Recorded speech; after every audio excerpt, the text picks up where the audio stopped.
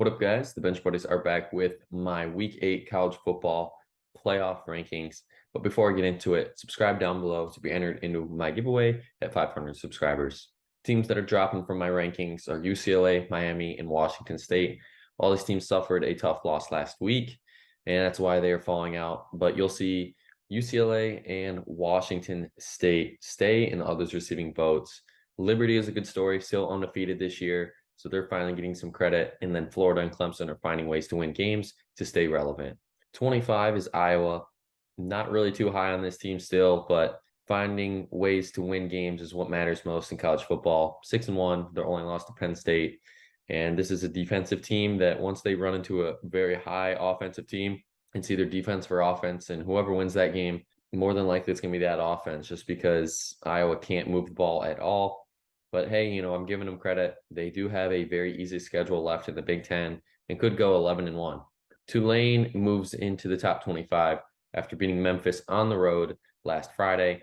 Their only loss was to Ole Miss at Ole Miss.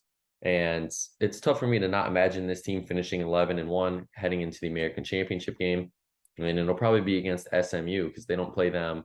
And SMU's looked really good as well. James Madison, undefeated as well, 6-0, 3-0 in the Sun Belt Conference. And they're just taking care of business. I know this week was a big win, but 4 of their 6 wins this year are one-possession wins, so they've been close games. Marshall will be a tough test for them, but I could see them going undefeated, possibly end of the year, if they can beat Georgia State. Air Force is undefeated as well after they do come back from 14 down to beat Wyoming at home. And so far, they are the feel-good story. Being 6-0 at this point in the season is kind of crazy. No, I would have never guessed Air Force 6-0. And this team is dependent on the run. Obviously, their quarterback only throwing for 9 attempts, but you can see 3 guys there that ran. Their quarterback did well.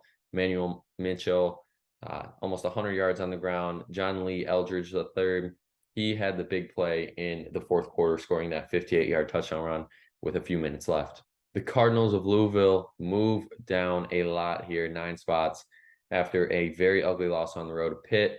They were in it at halftime, winning at half, and then just decided to not show up in the second half. Got outscored 24-0. And, it is a step back, but if they can go and beat Duke and at Miami, then they could finish 11-1 and possibly still have a shot at the college football playoff. But that's asking a lot. This team really has to put some hurting on the other teams if they want to possibly have that chance. 20 is Duke. Not much to be said here other than Riley Leonard was out for this one. Hopefully they get him back this week for that Florida State matchup. But Henry Beeline, 4 for 12, 2 touchdowns, 107 yards, nothing crazy. Didn't really put it on him. Jordan Waters was the dark horse or the workhorse here that really took over to get the win for him. If Leonard's out next week, I can see this team probably falling out of the top 25. 19 is Utah. They stay put after their win. This team has to win out to make the college football playoff at this point. It feels like just because that Pac-12 conference is so good, they can't suffer another loss to have that chance. They have USC and then Oregon, and you got to win both those. And if you win both those, you're definitely a top 10, possibly top 5 team. It's Cam Rising. Is he going to ever play this year? Is he back for this week? I keep saying it every week, and nobody really knows. But until they get back and they're still a one-loss team and Cam Rising's not playing, it's kind of hard for me to put this Utah team above a lot of others. And then USC at 18, suffering their first loss in South Bend to Notre Dame. And I think it's just the spiral of the downfall of the second half of the season that's going to happen here for USC. I think they do beat Utah just because of the quarterback situation, but they still got Washington, Oregon, and UCLA on that schedule. And there's probably at least 2 losses that they'll suffer there. But Caleb Williams had his worst day as a Trojan and possibly in his career. 3 interceptions, couldn't really get the ball moving downfield, some bad decisions, but they get Utah this time. Missouri's taking a big jump after beating Kentucky on the road. Outscored them 38-7 since the start of the second quarter. And they're my SEC surprise team this year. I know they still have Georgia and Tennessee after the South Carolina game out of the bye week, but you got to give them credit right now. They are getting it done and finding ways to win games, and Brady Cook has been a main reason why. LSU moves up to 16 after dismantling Auburn. 34 or more points for the 6th straight week. So we know this team can score. but it's defense is what we're worried about here. If they can contain Bama in not this week, but next week and get that win, they limit the defense can take over and stop Bama's offense, then LSU could possibly be one of those 10-2 teams heading in the SEC championship, needing to win and squeak into a playoff spot. 15 is Tennessee, and they're in this kind of the same boat as LSU here with that one loss. But if they lose to Bama this week, I think their chances are slim to none to make the playoff. And same for Bama, kind of same goes for them. One team's playoff chances are going to fall to 0.001. And I think, this game in Bama, it's going to be tough for the Volunteers because they struggled against Texas A&M. And it's just, I know last year it was a great run, Hendon Hooker, and then the unfortunate events that happened at the end of the year where he got hurt and they just didn't look the same. And Joe Milton has to play his best game of the year, period, if they want to win this game. Notre Dame jumps 4 spots after beating USC at home. They are also like LSU, one of the better 2-loss teams in the country. But, their 2 losses are Louisville and Ohio State, a little bit better than LSU's. And they still have a good schedule where they can go win and move up in more in the rankings and could possibly be the first 2-loss team in the top 10 this year for me. But Audric Estime is the guy that Notre Dame has depended on all year, and he had a big game in this one. And the defense, 5 turnovers for USC, made it very hard for them to move the ball down the field, getting those 3 interceptions of Williams. And they head into the bye, I think pretty happy for where they are right now. Oregon State, not much to be said here. A good win at home against UCLA. And what I'm saying here is they're in position for the Pac-12 championship game. Obviously, all these teams got to play each other, and still sitting there right outside the top 3, my personal top 3 in the Pac-12, Washington, Oregon, and maybe they're 3, but I still have USC above them just because of the quarterback situation. But they go into the bye, I think, very happy with where they are so far in the season as they look to come out and continue what they've been doing. Ole Miss comes out of the bye week with a game at Auburn, and they'll be more than prepared in this one. I think they'll get a good win there. But this game at Georgia that's going to happen in a few weeks is going to decide if this Ole Miss team could possibly make a run at the SEC championship. Alabama's at 11. They're jumping out of my top 10. I know that they won by 3 against Arkansas, but it's just not the same Alabama team that we are expected. They get Tennessee at home, and it's just tough for me to imagine them somehow getting in the playoff with Tennessee, LSU, and Kentucky still on their schedule. Top 10, got to keep Oregon here, and I'm moving them up actually because that game was back and forth. Either team could have won in the last second.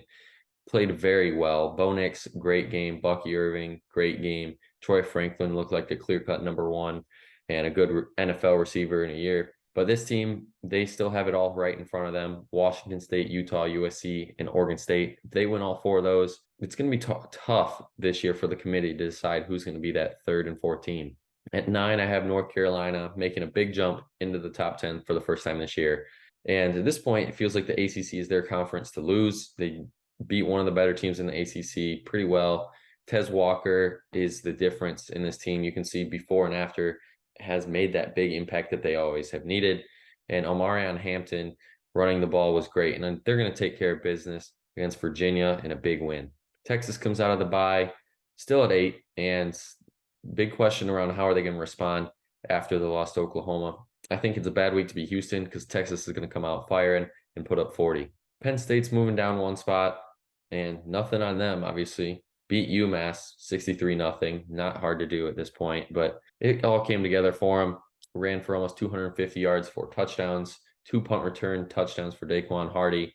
Drew Aller, one of his better games this year. And they go into Ohio State, who's actually at number 6, and they're falling down as well. They fall victim to Washington. Offense showed up, played really well. McCord, one of his better games. Marvin Harrison Jr. get another good game from him.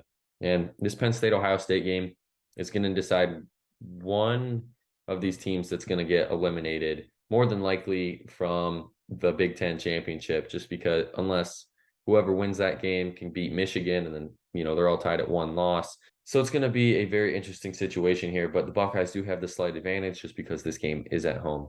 And as I was mentioning, Washington at 5, the big win over Oregon at home, the late touchdown pass by Penix gives them the win. And now they got to channel it back, get back off of cloud 9. And I know Arizona State isn't the better team, but these are one of those games where A lot's happened. You had a really good game, highly anticipated matchup. Now, no one's really going to expect you guys to stumble here, but they still got USC, Utah, Oregon State, and Washington State to finish the year. So this team could still end up with a few losses, but it's a good start for this team as they're really diving into the season now. Oklahoma stays at 4 out of their bye. They face UCF, and they got to come out and put it on them if this Oklahoma team wants to continue how they have been playing. Dylan Gabriel obviously has looked great this year, a Heisman contender, Penix Jr. right now a favorite. Oklahoma, they put it all together this year, surprising a lot of teams, and I don't think too many people had them being 6-0 at this point. At 3, I have Florida State staying put for the 6th time this year. Destroyed Syracuse at home. Pretty easy path for them in the ACC. All they have is Duke and Miami, and it feels like it's going to be a Florida State, North Carolina matchup. End of the year, 12-0, 12-0 to decide who's going to go to the college football playoff. And, you kind of got to give the edge to the Seminoles and Jordan Travis because how he's played so far this year. Keon Coleman has looked great. That comment was going to be tough to stop, but you could say the same about May and Tez Walker. But they got to take care of business first this week. Duke, if they have Riley Leonard, better than that 20 ranking that you see there. And it's going to be a good game. If this was at Duke, I think they could be on upset alert, but it's at home. And I think Florida State takes care of business here. At 2, we have my Michigan Wolverines. Another blowout means another fourth quarter J.J. McCarthy isn't playing. You can see a stat line there. Only had 3 incompletions, 3 touchdowns. Corum, just another decent game for him, 2 touchdowns. And they spotted Indiana 7. Ugly first quarter for Michigan. And then scored 52 straight to win this game. Now they head into that Michigan State game where Michigan State really, this is pretty much their Super Bowl this year just because of how everything's happened on off-field issues. 2-4 record this year. Don't really have too much to play for except this rivalry. But it's going to be tough for them. As you can see, the defense has only allowed 47 points this year in 7 games, which is a little less than 7 points a game. Only allowed 17 points in a second half all year, which is 2.15, I think it is, in second half. So if Michigan State's going to have to win this game, they're going to have to play one of their better games they've ever played in this rivalry. And at 1, I still have Georgia here for the 8th straight time. Their big storyline coming out of this one was losing Brock Bowers, but, they found a way to rally and scoring 27 straight to beat Vanderbilt on the road. It's another sluggish win against a bad SEC team, but Georgia has shown up when it matters most against the better teams. They do find ways to win, and that means something here as, the Bulldogs are still the clear-cut favorite to win it all. So that's going to be it for this week's video. Make sure you guys check back next week to see all the good games happening and where your favorite teams rank. But until the next time, the Bench Buddies are out.